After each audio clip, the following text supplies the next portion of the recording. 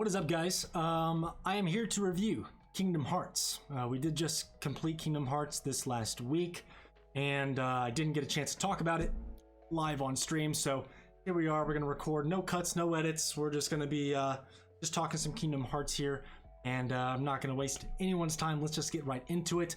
First and foremost, let's talk about my fanship with Kingdom Hearts, because I have literally none. I have never played Kingdom Hearts before. This was my first ever completely blind, fresh experience. I've not had anything spoiled for me. I'll say I've never been much of a Disney fan. I've watched all of the Disney movies, but at this point it's been decades since I've seen most of them, so I didn't have a lot of sentimental attachment to those characters either going into this. And I never really thought I would play Kingdom Hearts, but I found a bundle of all the games for like 20 bucks on Amazon one day, so I decided to scoop them up and give them a chance. And for the official part of the review, we'll go ahead and just talk about the story first. The story was corny. It was corny, but it was fun. It was a good way. It was all the, the power, friendship, light versus dark, all of that. I thought the main trio of characters was great. Sora, Riku, and Kairi. Sora and Riku, as soon as I saw them, I was like, oh yeah, that's Naruto and Sasuke. It is Naruto and Sasuke. And that's exactly what it ended up becoming, that relationship, that duo, that dynamic. And then Kairi was kind of the damsel in distress, but did end up becoming like a key factor in, I guess, saving of the worlds in the end. She clearly has some kind of power and ability as well, and I'm sure that'll be expanded on in future games. I thought the main trio was good. I thought Donald and Goofy were great side characters, especially Goofy. A lot of people hating on Donald. I thought Donald was fine. I mean, he was kind of a dick. He was more of a dick than I expected, but he wasn't that bad. He wasn't that bad. He did, at the end of the day, come and save Sora, when push comes to shove, but he was kind of a jerk about it. Goofy was fantastic. I loved Goofy all the way through. I was actually surprisingly really fond of visiting of these different Disney worlds and seeing these Disney characters. Like, I don't really care too much about Tarzan, and yet when I went to the forest level, the forest world, and saw Tarzan, I was kind of like, oh yeah, that's that boy Tarzan. I've seen you, man. I know of your existence. Or, oh my gosh, hey, like, that's Jack Skellington. Oh, that's Little Mermaid. I remember that, back from when I was a kid. So I was more excited about the Disney characters than I expected to be. It was very cool going to the next world and wondering, I wonder where we're going next. What world are we going to be dropped into next? Is any of it going to be familiar to me? Is it going to be recognizable? Am I not going to know what the heck is going on? But I ended up actually really enjoying the inclusion of the Disney IPs in this game. I'm not sure if I would have been excited to go to a forest area that has a jungle man, but it's not Tarzan. It's just some like Jungle Boy Bob. I don't like, hey, what's up, Jungle Bob? It wouldn't have been as satisfying, I don't think, as it being Tarzan, of course. So I actually enjoyed the Disney stuff more than I expected. And ultimately, was I confused throughout the game? Not really. Honestly, not too bad. The Kingdom Hearts series is infamous at this point for being like overly confusing and convoluted, and we're only one game deep, and I can absolutely see the trajectory of this story getting like just ridiculously bonkers. I get it. I can totally see it coming. But as far as like in its own little vacuum, this first game, I felt like I pretty much understood what was going on the entire time. I thought things started to get a little off the rails when Ansem suddenly arrived, and I don't really know his backstory or what he's after. Obviously, he wants to like take over all the worlds and whatnot with darkness, but we don't really know his origins. And so, again, probably something that will be explored in future games or potential prequels, because I know there are some prequels, I think, in the series. So maybe we'll get to see him there. Overall, I thought the story was a little confusing, but I stayed in it. I think I handled it pretty well. Next, we'll talk about the visuals and the audio stuff. I thought this game was beautiful. This game was absolutely gorgeous. Obviously, it's a remaster of the originals. Beautiful, crisp, 60 frames per second. Thought the remaster was great. All the character models looked good. The textures looked pretty damn good for a remaster. Obviously, I thought the gummy ship portions of the game looked like a fucking acid trip. I don't know what that was. That was not good. I don't understand the gummy ship stuff. When you're flying the gummy ship around, you just got all these like weird shapes and blobs and colors flying at you. I don't know what the fuck that was, but the rest of the game looked really, really good. Character models, the worlds, everything. I thought that looked awesome. I thought the voice acting was fine. Nothing wrong with the voice acting. I know some of the iconic Disney characters, they had to find replacement voice actors for those characters, like Robin Williams. That was not Robin Williams in the actual game, but I thought he sounded fine. He did a good job. So nothing to complain there. And then on top of all of that, the soundtrack was fucking incredible. What was that song? Simple and Clean. And then we also had the main menu song, which I don't remember what the name of that one is, but the main menu theme and then Simple and Clean were like iconic soundtracks. I thought they were fucking awesome. Anytime you heard Simple and Clean, come on, it's just immediate fist bumps, you know. So soundtrack was great throughout this game. Several iconic tracks, and then just the general music of each world I thought was very, very good. Of course, they can pull some of the soundtracks from like the Disney IPs, the Disney movies as well, and kind of maybe remix them a little bit if they wanted to as well. So very good soundtrack throughout the entire game. Visuals were fantastic. No complaints there whatsoever. Very little complaints through the story. And then we get to the gameplay. And this is where some negative aspects of my experience do start to appear. Now let's start with some of the more positive stuff first.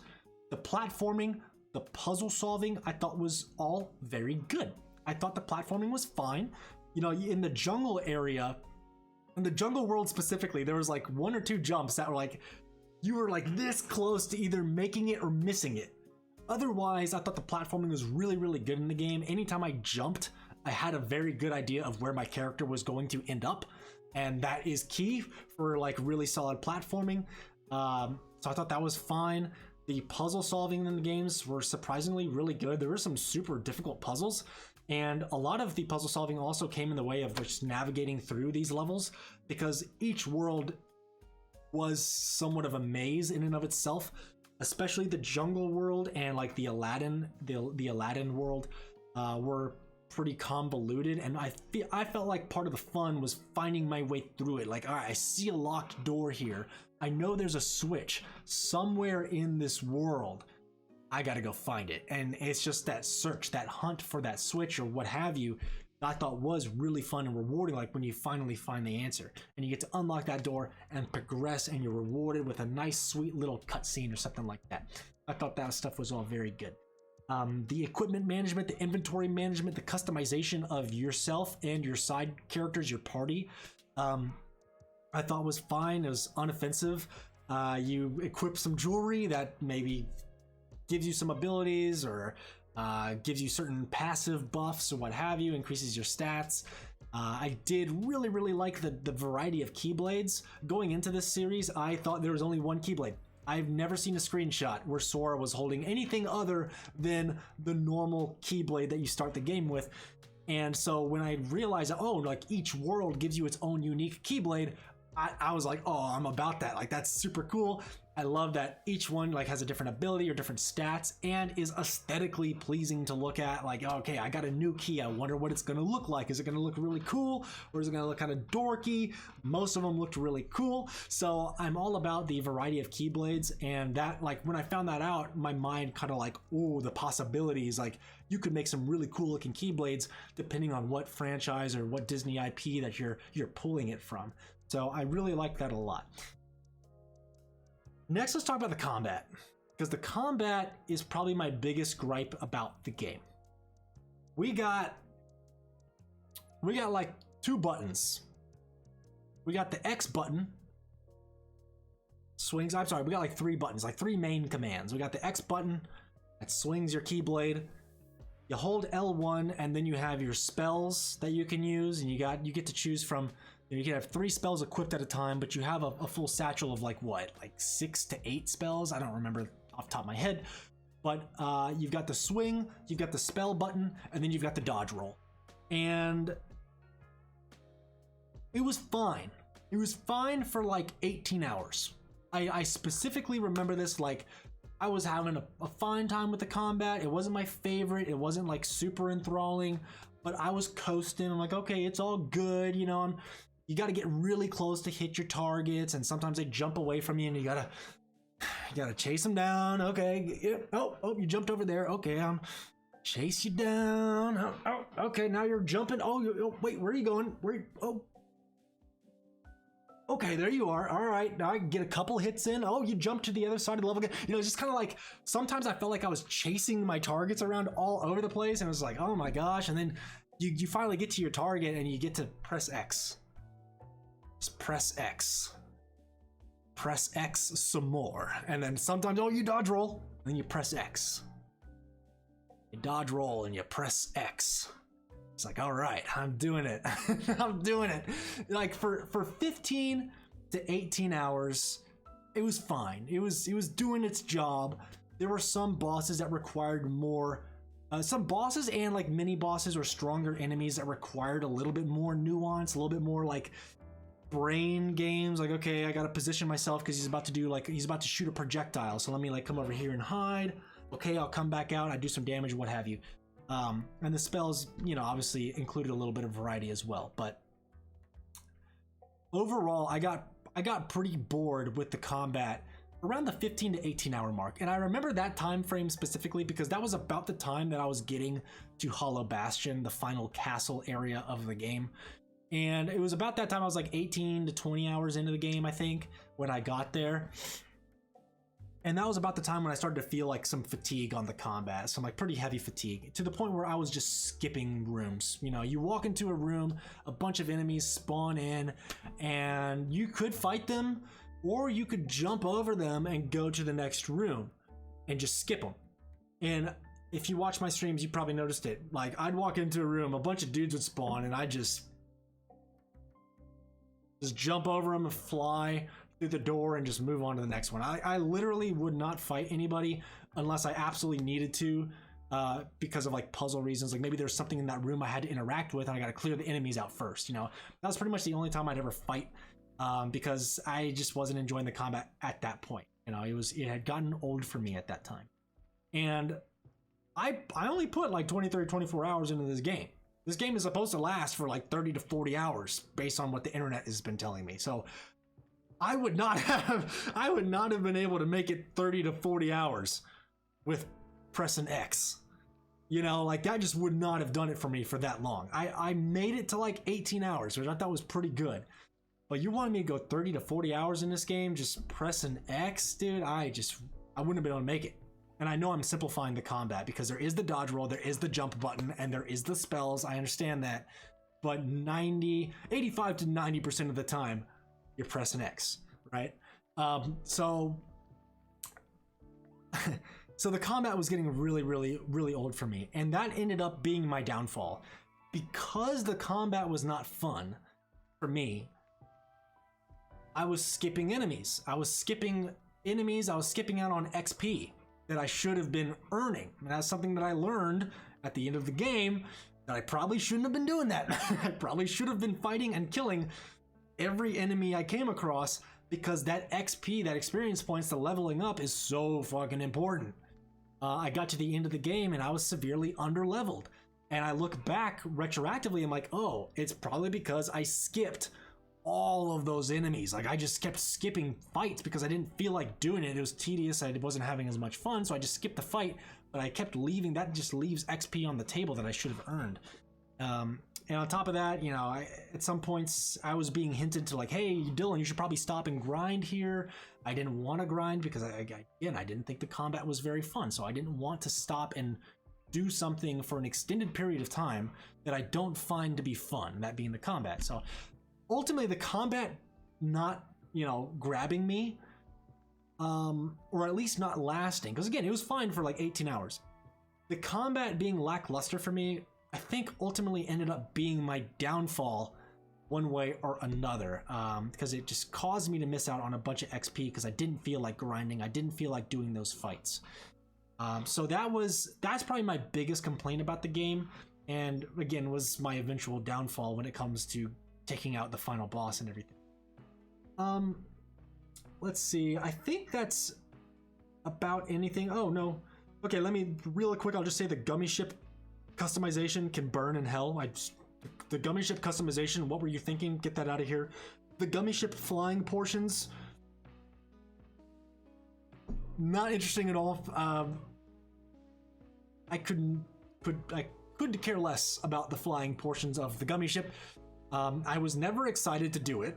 You know, I never had fun doing it. It was just something that you had to do to progress the game, and that's all that it was. So gummy ship is like 0 for 2 in that category. The boss battles, I thought were too long. I thought the boss battles were far too long. They took forever. They were very tedious at times, like the Ursula fight and of course the Ansem fights. You guys saw how much that frustrated me. Like the fights were just very, very, very, very, very, very long and tedious. You know, they don't give like big attack windows. So you gotta, you gotta walk up, you do like 5% damage maybe, and then you have to run away. And you have to go back to like 5%. You just poke them. You just poke them to death very slowly over the course of like 10 to 15 minutes. And eventually they die. Not satisfying, especially when the boss has like 10 health bars that you got to go through. So the boss battles for me really weren't that great. There were a couple that were fine, but like Ursula was horrible.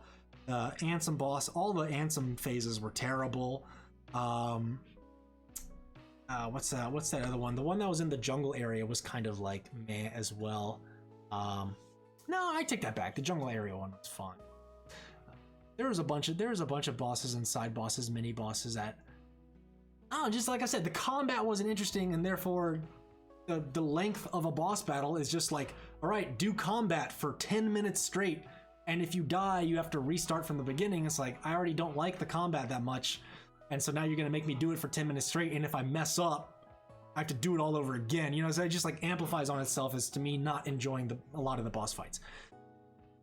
But that's it, guys. That's my review. So now we get to slap a score on this guy, and I'm gonna take a big, long, convoluted way of explaining the score I want to put on this. That being, when the game first started, I was like, I don't know, 10 hours in, I was really saying like, man, this is like an 8 out of 10, a 9 out of 10, maybe even add some points, make it a 10 out of 10, because I feel like I'm playing a historic game. This is a historic moment for me as a gamer to finally be diving into Kingdom Hearts, a beloved and coveted franchise, you know. So maybe I give it a 10 out of 10 because this is like a big moment for me in my gaming career, if you want to call it that, I guess. There were times where I thought that, you know, this Kingdom Hearts is special, you know, like when you fly around the clock tower for the first time with Donald and Goofy. I even tweeted it out. I was like, man, Kingdom Hearts is special. This is great. This is amazing. This is awesome. Like, even despite the combat, you know, like I'm still having overall like a very good experience here. And then we got to that 18-hour mark when I entered Hollow Bastion, and there was a difficulty spike, and because of the difficulty spike, it made fighting that much more tedious, and a system I already didn't like that much. Then I got to the Ansem boss fights, which just absolutely drained any morale that I had for Kingdom Hearts. It just absolutely just decked me in the face, and I didn't want to play the game anymore. I hated it. So I'll say, like, at its lowest of lows, Kingdom Hearts for me was like a 4 out of 10. It had those portions in the game where it was like a 4 out of 10, that bad. But then it also had those moments where it was like bordering on the 9 out of 10 or even a 10 out of 10. You know, I had those times as well. And I would say majority of my experience was around an 8 out of 10 type of experience. So ultimately, when you put those factors together, I want to give Kingdom Hearts a 7 out of 10. I think for the first game, from my experience, I was riding high for a while, but then it just really, you know, took a nosedive for me personally. I think ultimately I end up at a 7 out of 10. I'm really hoping that the games improve as we continue, because I am going to keep playing through the series. I am still curious. I am still invested. I just hope that it kind of patches up some of the things with the combat. I hope the combat just improves a little bit. I want more variety. I want some combos or more ways to, I guess, reduce damage, like blocking. There was a parry system in the game, but it was kind of like meh. I don't know. I just want more options available to me with the combat, I guess, is the main thing that I'm looking for in the sequels. If everything else stays the same, but the combat improves a little bit, then we're going to be on the right track. So I guess we'll just have to wait and see. But for this game, 7 out of 10 for Kingdom Hearts for me. I wish I could have ranked it higher. I really do, but it is just some of those. There's some portions of the game that just really kicked me in the balls. So, but that's gonna do it for us here, guys. Thank you so much for watching, and I'll see you. Not this week. I'm taking the week off, so I'll see you next Monday, guys. Peace.